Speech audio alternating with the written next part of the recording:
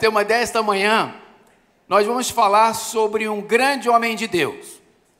Alguns estudiosos falam que é alegoria, uma poesia. Outros entendem que é literal. Eu entendo que a soberania de Deus está acima de todas as coisas. Se é uma alegoria falar sobre Jó, Deus assim predeterminou que o escritor escrevesse sobre a vida de Jó para testemunho de nossa fé, como nós devemos caminhar. Mas também Deus tem autoridade, poder e soberania sobre todas as coisas, para que cada ato, tudo o que aconteceu ali, possa ter sido real. Portanto, não importa a discussão. O importante é a mensagem do texto de Jó, que traz para nossas vidas. E nós vamos falar sobre medo. Jó teve medo. Vamos falar sobre sofrimento. Jó sofreu muito. Mas vamos falar sobre esperança. Esperança em meio ao medo e ao sofrimento de Jó. Queria colocar na tela Jó 3:25. Esse versículo nós vamos basear a mensagem desta manhã. Vamos ler juntos, irmãos? Vamos lá? O que eu temia veio sobre mim, e o que eu receava... Essa é uma fala de Jó, em meio às suas tribulações, em meio a todo o sofrimento que ele estava passando, em meio a toda a injustiça que ele sentia que estava ali recebendo do próprio Deus. Quem era Jó, irmãos? Jó não era apenas rico, Jó era muito rico. Além de toda a riqueza que Jó tinha prosperidade. Jó tinha uma família abençoada, Jó tinha um casamento abençoado, seus funcionários o amavam. Jó, na sua região, não só na sua cidade, mas em toda aquela região, era um homem muito respeitado. As pessoas iam até Jó para tirar suas dúvidas, pedir conselhos a Jó. Jó era uma referência de caráter. Jó era uma referência de um grande empresário. Jó era referência em bom marido. Jó era referência como bom pai. Jó era referência como bom patrão. Jó era referência como homem de Deus naquele lugar. Jó era luz nas trevas. E aí, de repente, acontece uma tragédia na vida de Jó. Não só uma, mas uma sucessão de tragédias na vida de Jó. Estava conversando com o pastor Carlos agora há pouco sobre um de nossos irmãos, que foi uma sucessão de perdas. Como é difícil perder entes queridos. Quanto mais perder 1, 2, 3 ou mais no mesmo ano. Tragédia. Mexe com você. Mexe conosco. E é isso que aconteceu com Jó.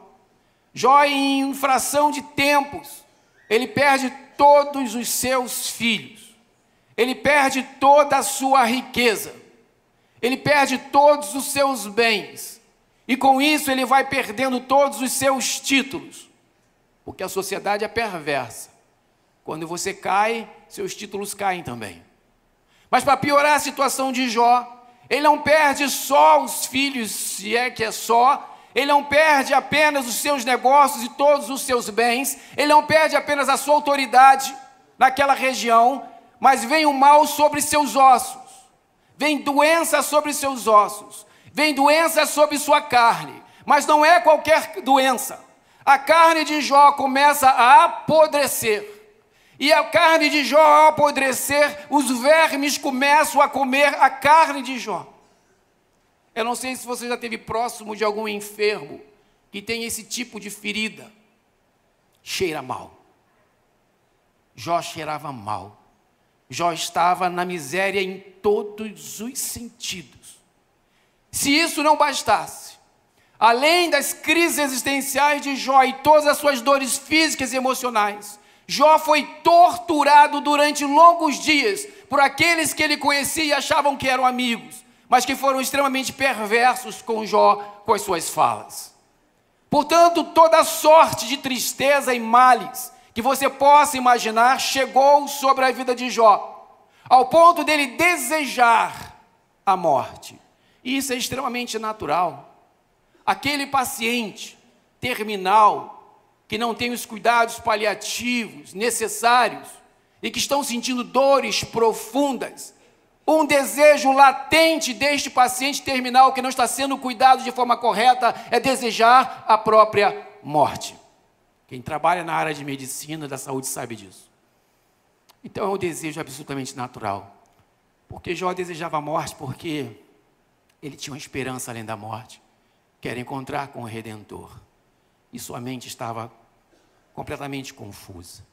Em meio à dor, ele confessa que seus maiores medos do passado se tornaram realidade.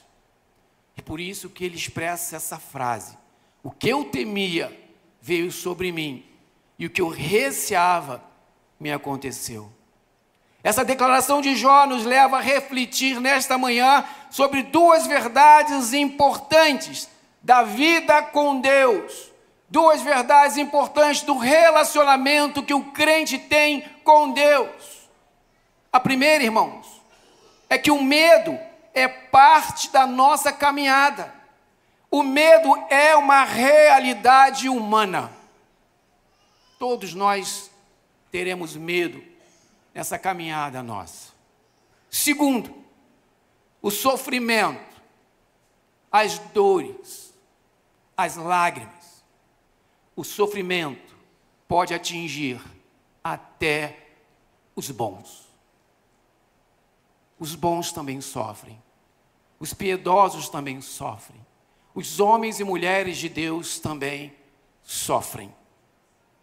Portanto, para que você mantenha a sua esperança viva em Cristo Jesus, eu e você precisamos compreender, em primeiro lugar, que o medo é, sim, uma realidade humana. Mesmo os mais fiéis, ao longo da história, têm receios profundos. Jó revela que seus temores existiam antes dos fatos que ocorreram. Ele mostra para nós que o medo em si, a sua história mostra para nós que ter medo não é fruto de pecado, mas faz parte da natureza humana. Quem tem filhos aqui sabe que quando os filhos saem para estudar, para trabalhar ou para passear, dá um negocinho no coração, né? E a gente sente, meu Deus, o que você faz? A gente ora. Deus guarda nossos filhos, leva ele, cuida deles e traz de volta. É um medo absolutamente natural que não é fruto de nosso pecado. Não foi o pecado que gerou o medo em Jó, e o próprio Deus revela para nós isso. Em Jó capítulo 1, versículo 1, diz assim: na terra de Uz vivia um homem chamado Jó. Era homem íntegro e justo, temia Deus e evitava o que, irmãos? Evitava o mal. Versículo 8, Deus continua: disse então o Senhor a Satanás: reparou em meu servo Jó? Não há ninguém, absolutamente ninguém na terra como ele. Irrepreensível, íntegro, homem que teme a Deus e evita o mal. Ah, irmãos, como nós desejamos ser esse tipo de homem, esse tipo de mulher, íntegros, justos, tementes a Deus, que evita o mal todos os dias. Que Deus possa olhar para mim, para você e para esta igreja e dizer: esta igreja é irrepreensível diante de mim, esta igreja é íntegra diante de mim e que evita o mal todos os dias. Mas mesmo assim, nós teremos medo em alguns momentos da nossa vida. Os medos humanos, irmãos, são diversos, múltiplos medos, classificados de formas diferentes, desde medos básicos, intuitivos, até medos que são complexos e psicológicos. E eu vou falar rapidamente sobre alguns tipos de medos que você conhece. Nós temos o medo primário, essencial para existir e viver: o medo da morte. Não é medo de morrer. O salvo, lavado e remido pelo sangue de Jesus não tem medo de morrer.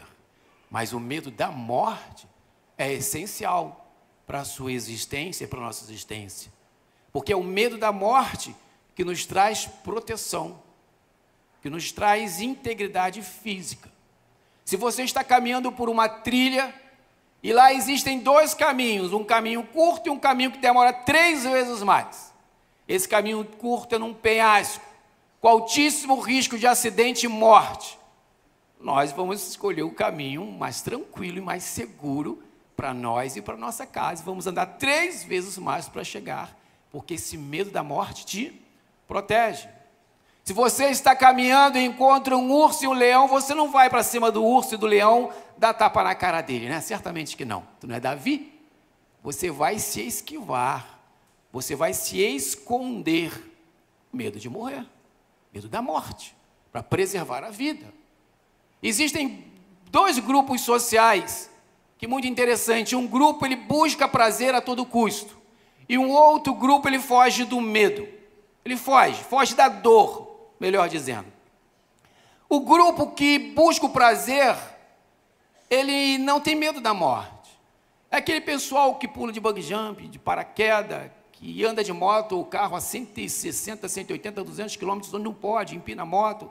É aquele pessoal que fuma, bebe, perde de noite, se droga. Eles não têm medo da morte. Agora, aquele que foge da dor é o inverso. Jamais vai empinar uma moto. Pode até andar, mas não vai empinar. Você não vai colocar 120, 160, não vai andar acima da velocidade. Eu nunca, jamais, em hipótese nenhuma, vou pular de bungee jump. Felipe vai, eu não. Jamais. De paraquedas, tem paraquedistas aqui. Ok, vocês são corajosos. Quem tem medo da dor, foge de qualquer possibilidade de dor. E aí sua motivação é essa: para não ficar desempregado, vou trabalhar muito, estudar muito. E quem busca o prazer, que não é tão ruim assim, para ter prazer de vida, ganhar muito dinheiro, vai estudar muito e trabalhar muito. A questão é a medida e o volume que você aplica nestas emoções. Existe o medo social também, que é normal, irmãos. Medo de rejeição na adolescência é absolutamente normal. Está formando ainda, não é? Mas aos 35, 40 anos, medo de rejeição precisa ser tratado. Então já não é mais normal. Medo de falar em público é normal. Vir aqui na frente falar, a gente percebe que alguns ficam, né, eu mesmo fico ainda nervoso. É normal. Não pode ter pânico. Aí já é tratamento. Medos emocionais, medo de fracassar, óbvio. Em alguns momentos a gente começa o empreendimento e tem a possibilidade de fracassar. Medo da velhice. Alguns têm medo de envelhecer. Isso não é saudável.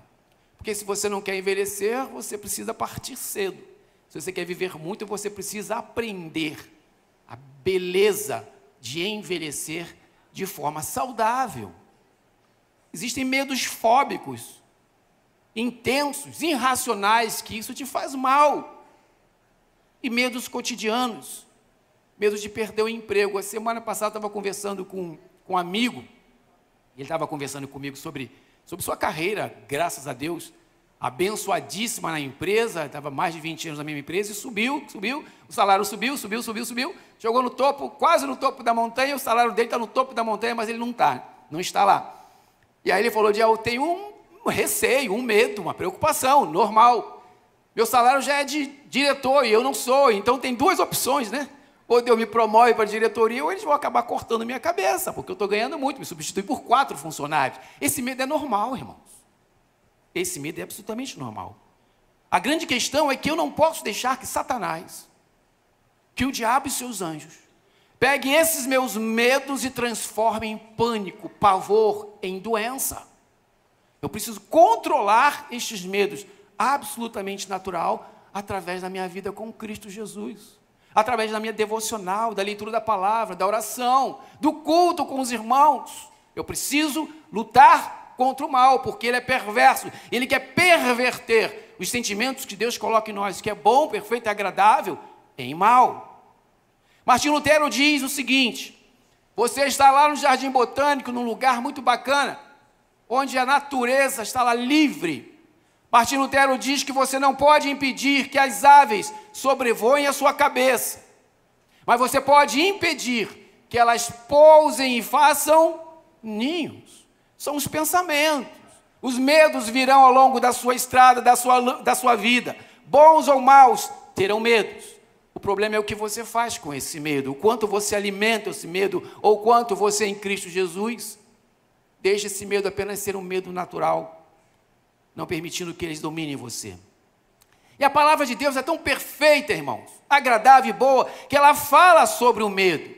Mas ela não só fala sobre o medo, mas a palavra de Deus, além de falar sobre medo, ela traz solução. Isaías 41:10 diz assim: por isso não tema, Deus falando para você, irmãos. Por isso não tema, pois eu estou. Não tenha medo, pois eu o fortalecerei, eu o ajudarei, eu segurarei com a minha mão direita vitoriosa. Deus apresenta a natureza do medo, mas ele diz: não temas. E a solução está em saber, em crer que Ele está com você nesse momento.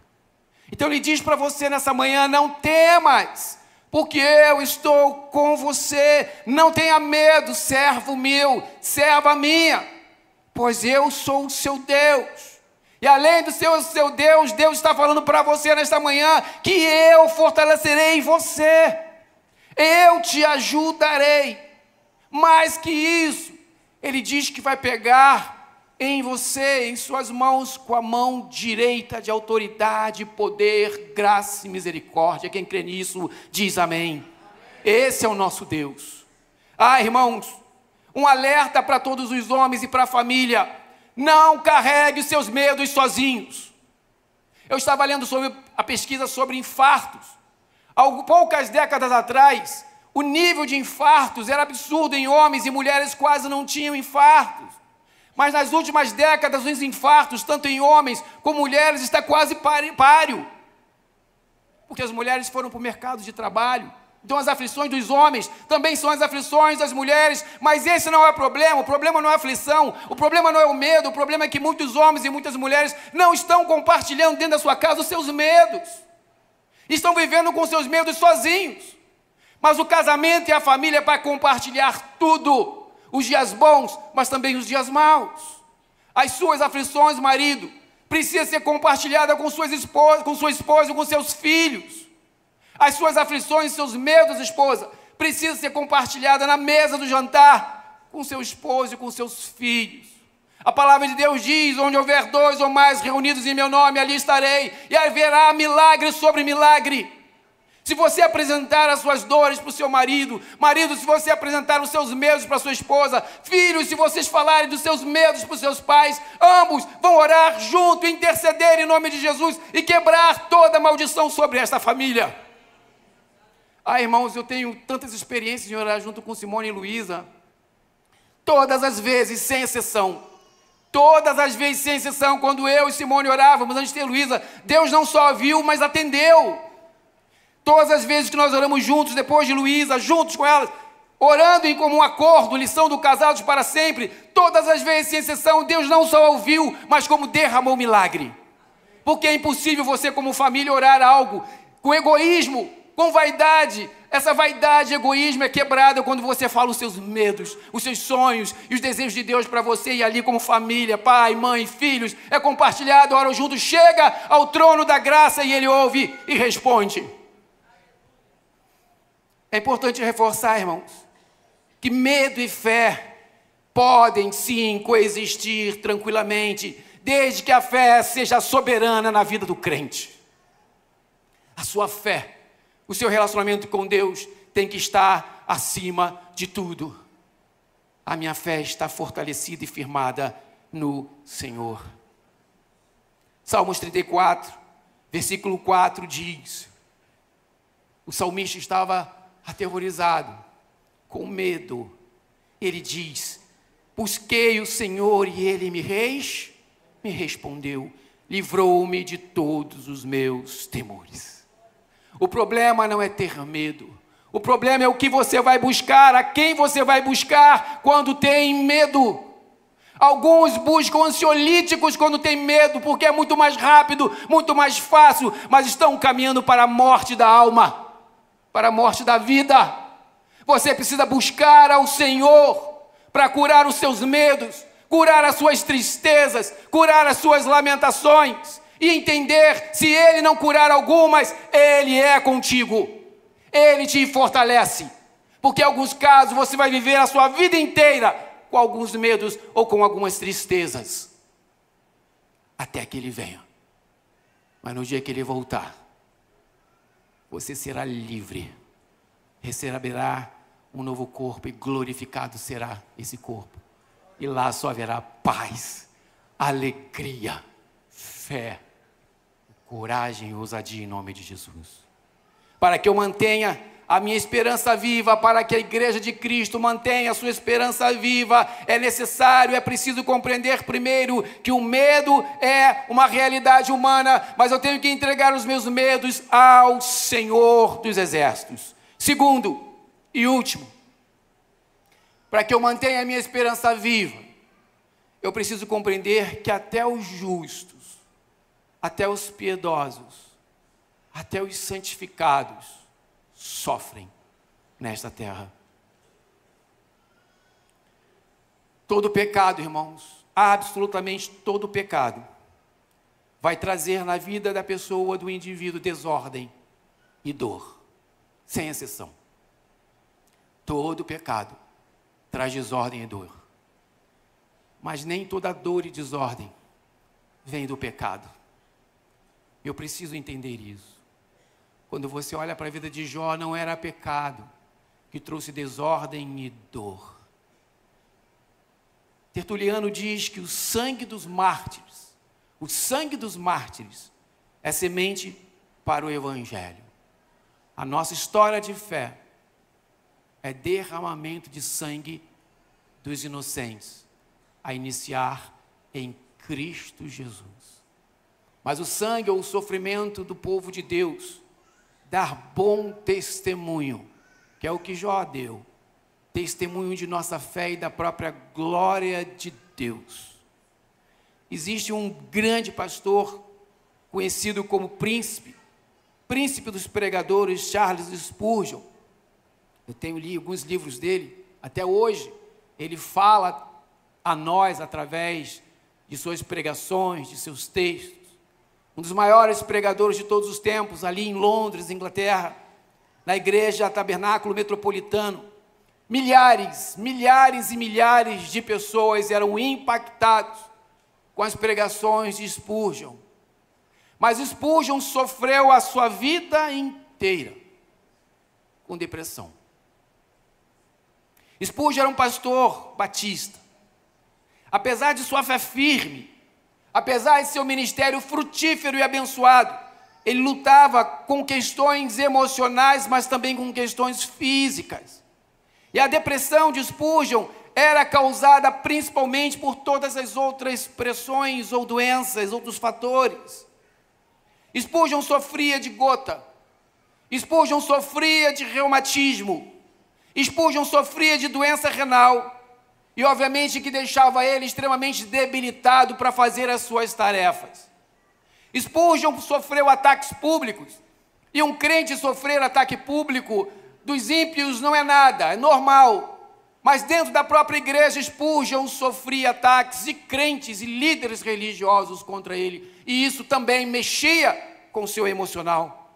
Em 1856, Spurgeon estava fazendo uma grande pregação, chamada Ar Livre, antigamente chamava de Ar Livre. Milhares de pessoas ouvindo a sua mensagem. O endemoniado grita, fogo, fogo, e a multidão se assusta e começa a andar para lá e para cá e correr.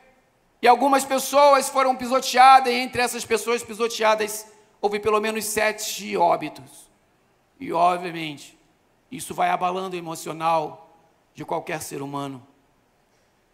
E obviamente, Spurgeon tinha uma sensibilidade espiritual, ele sabia do peso de sua responsabilidade, todo crente sabe do peso da sua responsabilidade como cristão, em dar bons testemunhos.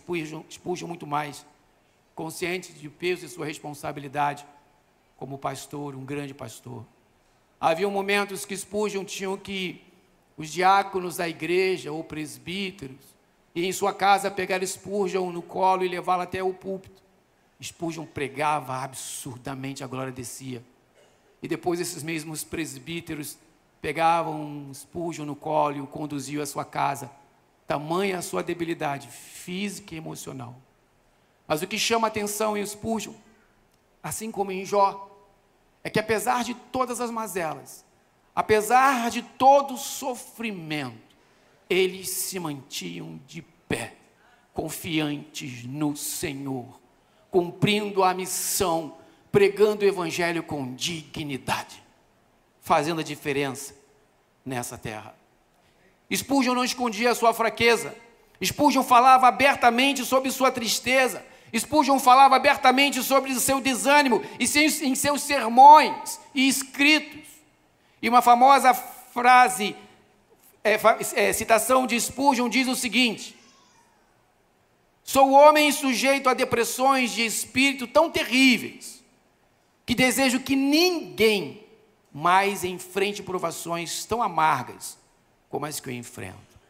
As provações de Spurgeon eram tão duras, que nem os inimigos dele ele queria que passasse por isso. Nem os bons, nem os maus. Apesar disso, Spurgeon confiava plenamente em Deus. Deixou um legado. Milhares e milhares de pessoas receberam Cristo e foram impactadas com a vida, com a pregação, com a palavra de Spurgeon, apesar de todo o sofrimento dele. E às vezes encontramos crentes que têm uma pedrinha no sapato e já desiste da obra do Senhor.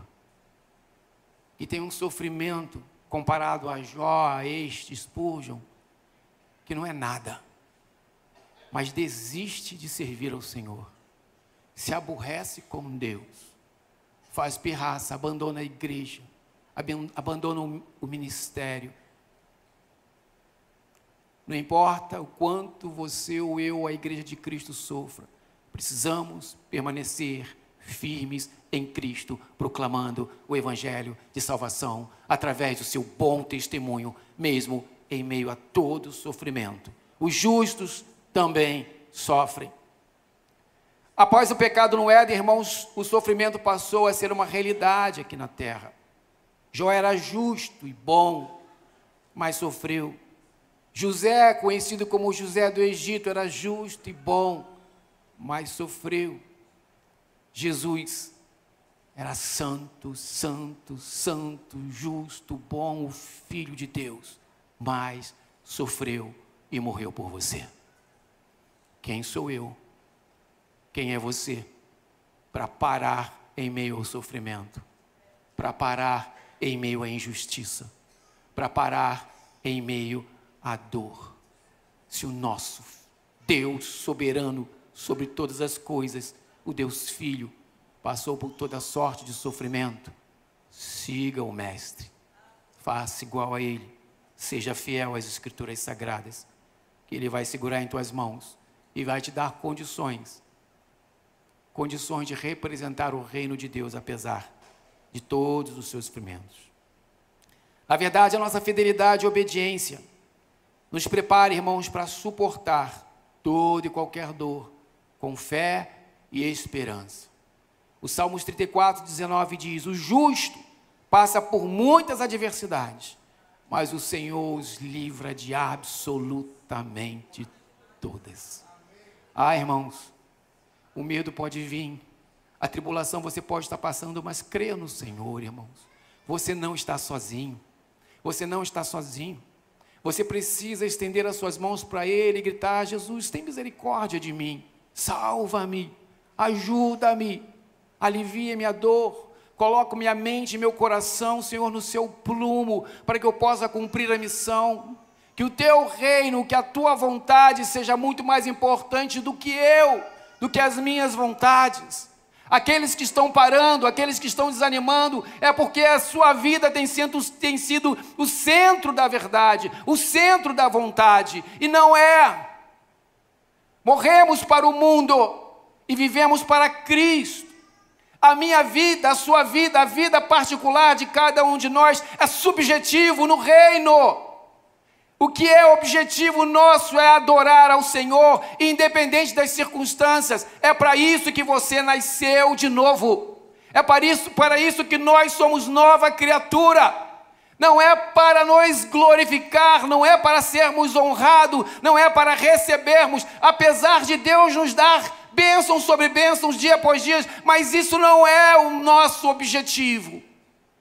Tendo ou não tendo, eu sou dele, sou para ele, e é através dele que, apesar das injustiças, do medo ou do sofrimento, eu vou perseverar na fé e cumprir a missão que é te honrar e te glorificar. Como Jó, mesmo com toda a sua aflição, ele continuava firme, sem entender, mas honrando e confiando no Senhor.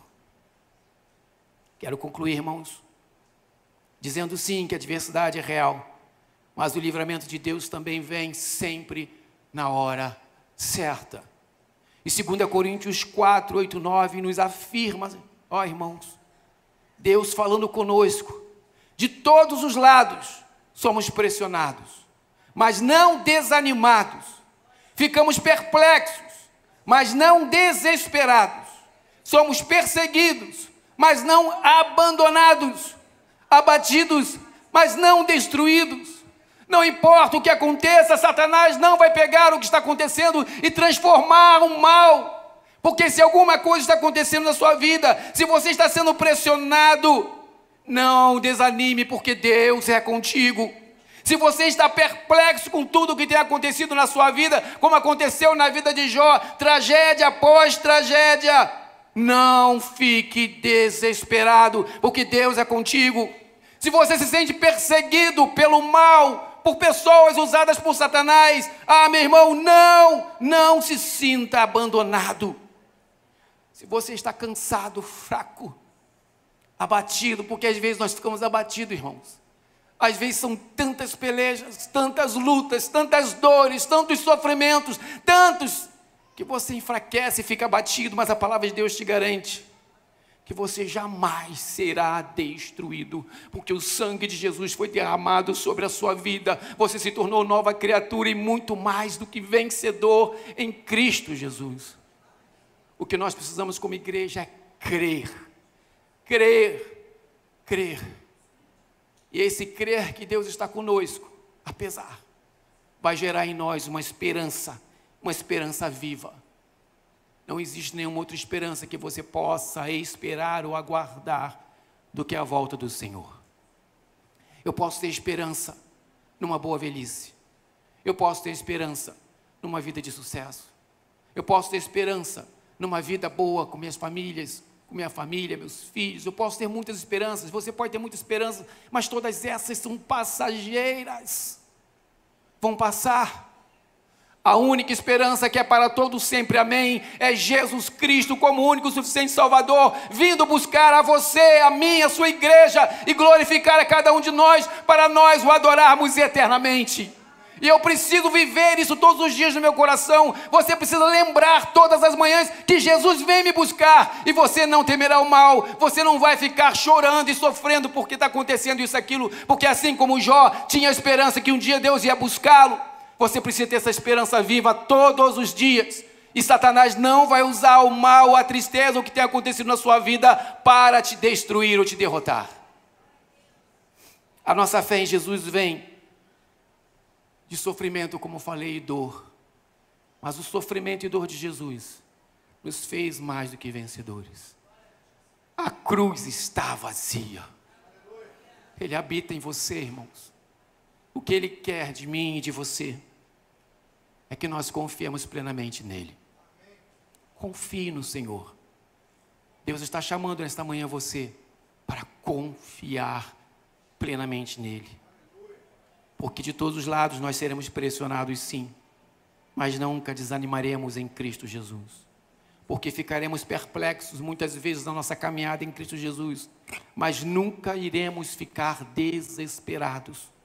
Você e eu, nós seremos perseguidos durante a nossa história de vida em Cristo Jesus, mas nunca nos sentiremos abandonados.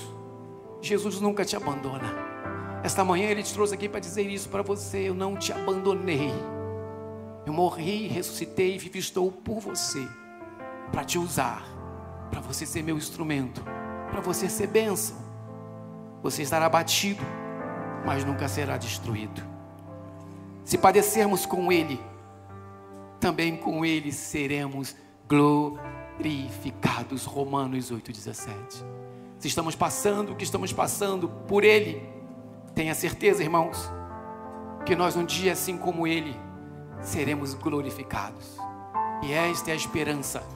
Esta é a esperança que você precisa guardar no seu coração e repetir todas as manhãs, repetir todas as tardes, repetir todas as noites, reunir sua família e dizer: mulher, esposa, marido, nós temos Jesus Cristo como nossa esperança. Não tenha medo, não se desespere.